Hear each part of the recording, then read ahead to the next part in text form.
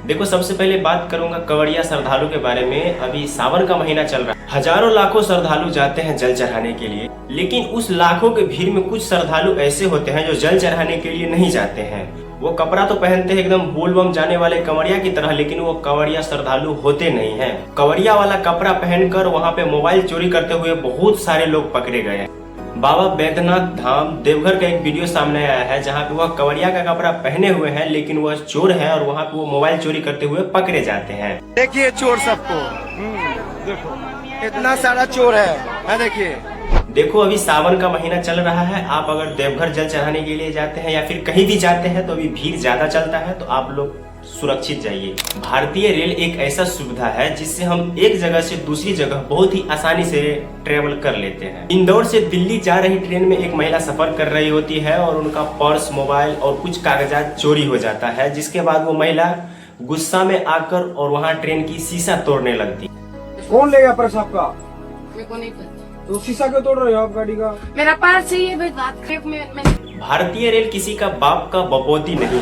देखो, अगर आप ट्रेन में सफर करते हो या फिर बस में सफर करते हो, आपका भी कर्तव्य बनता है कि अपनी सामान की सुरक्षा आपको खुद कर। बाकी ये महिला शीशा तोड़ रही है और ये कितना हद तक सही है, इस पे आप कमेंट जरूर कीजिएगा। देखो, काजल लखमानी का एक वीडियो सोशल मीडिया पे काफी ज्यादा वायरल हो रहा है, जिसमें वो बता रही है कि हमने भी बहुत ज्यादा मार खाया है जब हम खेसारी लाल यादव के रिलेशनशिप में थे। मैंने भी बहुत मार खाया।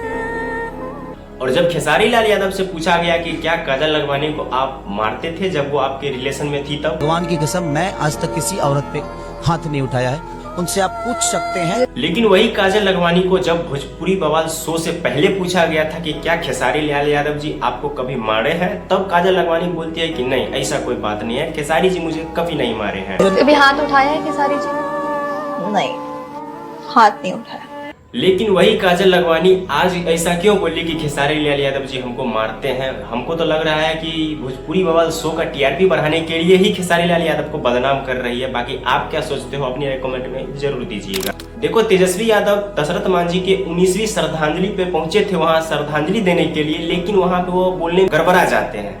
दशरथ मांझी के जगह पे वो जीतन राम मांझी को ही श्रद्धांजलि दे देते हैं, जो कि उनका जुबान वहाँ पे फिसल जाता है। मंच पे मौजूद लोग बताया तेजस्वी यादव को कि आपका जुबान फिसल गया है, आप कुछ गलत बोल दिए हैं। उसके बाद तेजस्वी यादव अपनी जुबान को सही करते हैं और उसके बाद दशरथ मांझी को श्रद्धांजलि देते हैं। देखो तेजस्वी यादव जी, अगर आप इस तरह से अगर बोलेंगे, आपका जुबान फिसल जाएगा, तो आप बिहार का सीएम कैसे बन पाएंगे? आप तो ठीक से हिंदी भी नहीं पढ़ पाते हैं।